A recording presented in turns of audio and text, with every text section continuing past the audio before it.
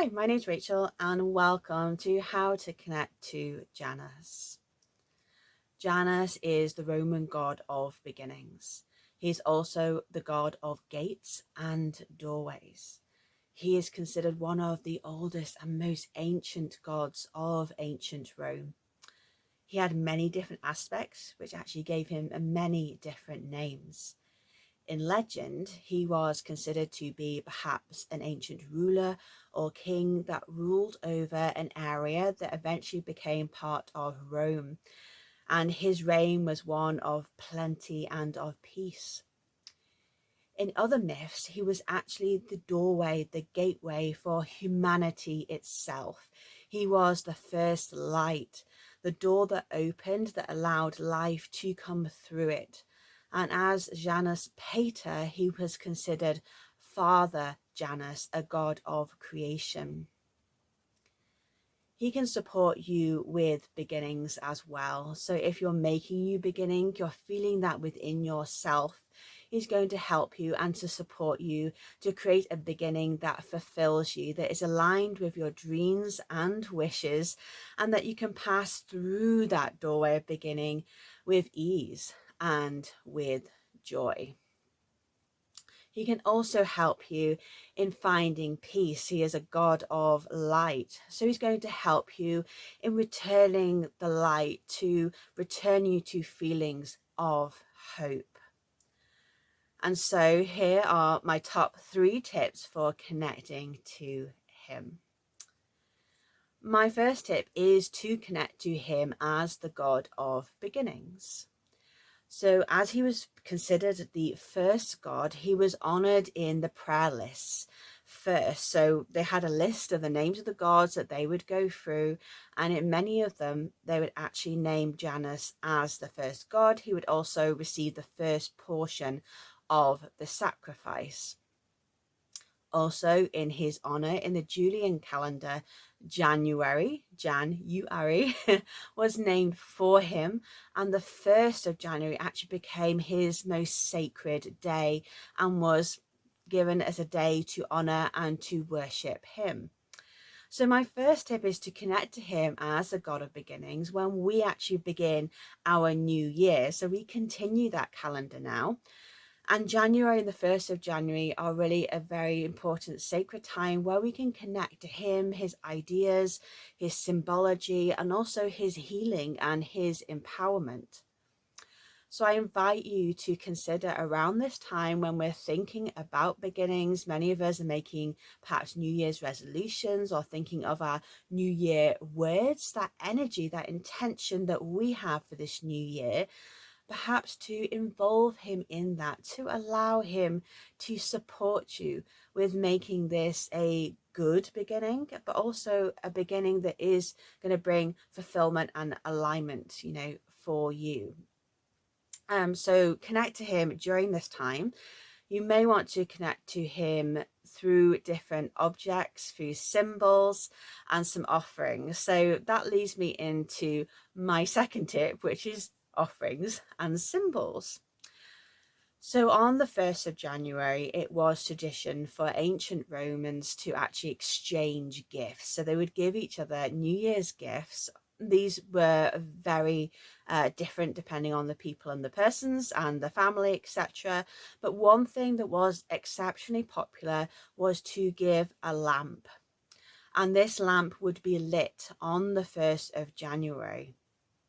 And so I invite you to consider doing the same thing, whether that means gifting somebody a candle, exchanging these sources of light, whether that be a lamp, a candle. You can even go for a lava lamp if you're feeling really funky and modern. Whatever symbolizes light and beginnings for you. You may want to light a candle yourself to make a private practice. So lighting a candle on the 1st of January and perhaps meditating on the return of the light that is coming at this time. And also when you are lighting that candle, really thinking about how that lighting of the candle is a beginning. There was no light before, and then there was light. Think about and reflect on the choice the intention that it took to bring that light, to create that light. It's a choice to have that present, to make that beginning.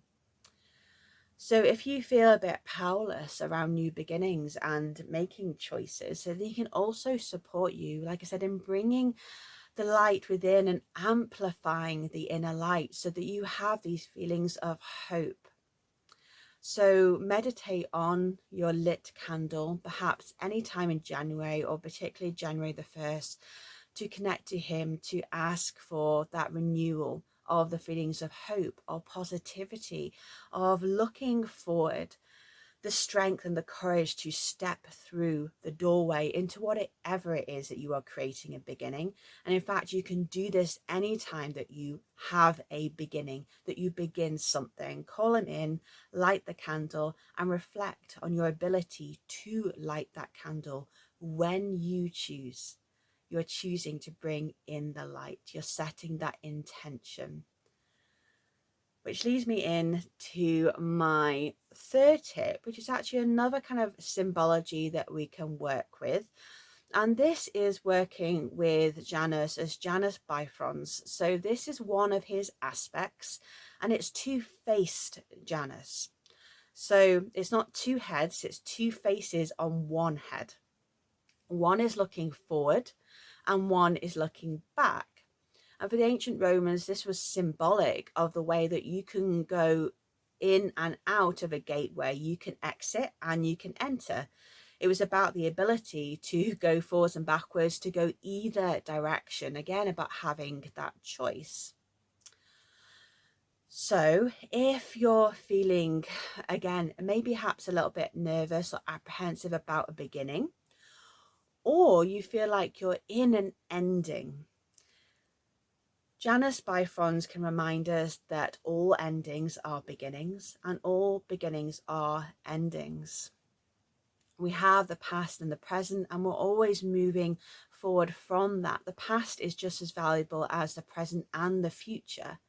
We stand in the center of like these scales, the kind of like to the garden and the households, you know, you're moving from one to the other. You have the ability and the choice to go forward or backwards. It's a threshold, one you don't necessarily have to cross, but if you do and you want to, that he will be there for you. And he, as the two-faced Janus, reminds you that both have their value, that the past is behind us, to remind us of how we want to go forward, the steps we want to take, and also remind us what we're going to, by reflecting on where we've come from. So maybe from behind is what you don't want to repeat again.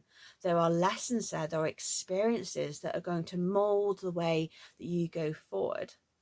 So if this feels kind of really relevant for you, if you feel like you're on that precipice, then he might be an aspect that you want to connect to, and you may want to introduce the symbology of two, of double, past and present, or you may want to have, you know, two of things. So perhaps two candles. So you are lighting one candle for the past, and you may want to blow that out first before you then concentrate on the intentions of the candle that you light for the future.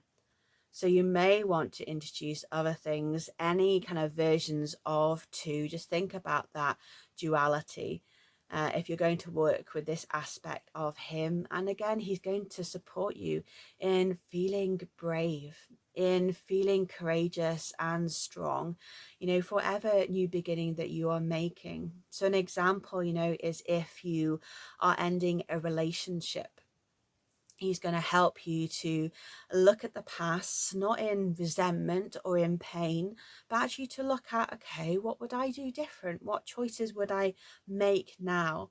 How can I learn from this? How can I grow? You know, so by the cutting kind of away of all the old debris that we make, you know, in the winter, that winter kind of like pruning and clearing of the leaves, taking it away, becomes compost and mulch that we put in the garden in this time of December, January, to feed the ground and to feed the plants so that new shoots can come up in the following months. So with that relationship, say I said that's an example of something ending, what didn't work. How are you more clear now on what you, excuse me, on what you do want in the future? What are you clearing? What are you shedding? What are you ending? And how does every single ending become a new beginning? Just like a breath, every breath, the one before has gone. It's a new opportunity to breathe in life. And so those are my top 3 tips for connecting to Janus. If you have any questions or want me to elaborate on anything further, then please do just pop any of those questions down in the comments.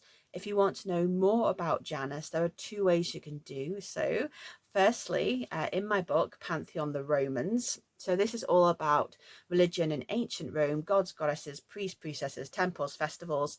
I give you tips and tools for making your own connection. Janus has his own section, of course, because he's one of the primary gods of ancient Rome, so you can check that out. Also, in my membership, I do have a meditation that you can experience with Janus, and he will guide you and lead you in all of the themes that we have spoken about today. If you want to connect to me privately, you can do so through social media. My Instagram is the best place to get hold of me.